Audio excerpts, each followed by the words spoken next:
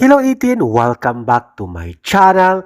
Meron pa tayong nasagap na balita at ebidensya. Heto, sabi ni Valin, Private Gal undercourse Rocket PH. Sabi niya, an 18 is sponsoring / producing an alamat kun Dubai. Ganito ang totoong pipa price. Same with that 118 na tinatrabaho ng todo ang pag-promote sa dahuans kon Singapore. Kaya heto, in our fandom, we walk the talk. When we say Pipa Price, may action kami, hindi lang salita. At may sumagot, sabi niya, OMG, this is it? Is it? My first ever major concert production? Guys, let's support our Pipa please. Dagundong sa Dubai. May komento naman si Grace Ann Franco. That's what I'm saying. Marami talagang engagement at likes online na pinapakitang toxic ang mga 18 pero hindi talaga ito nag-reflect in real life. That's how you know na yung mga haters ng SB19 and always pointing 18 as the worst fandom in P-pop are living in a bubble.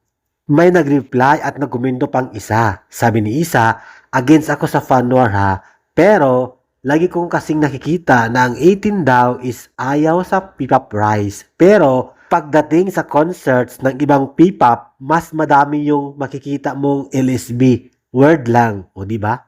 Lahat may punto ang nagkomento at nagreply.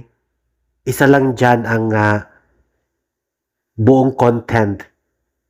Maraming nagselos sa 18 at tinitira palagi ng ibang fandom. Dahil ang 18 ay solid, devoted, may dedication, at die hard sila sa totoo lang. At may pagkakaisa. Kung inaapi ang SB19, syempre may iba, hindi mapipigilan na mag-revenge. Pero, tinatry nila na advise ng ibang 18 na huwag patulan. Sabi nga ni Pablo, choose to be kind. Pero ang iba talaga hindi mapigilan eh.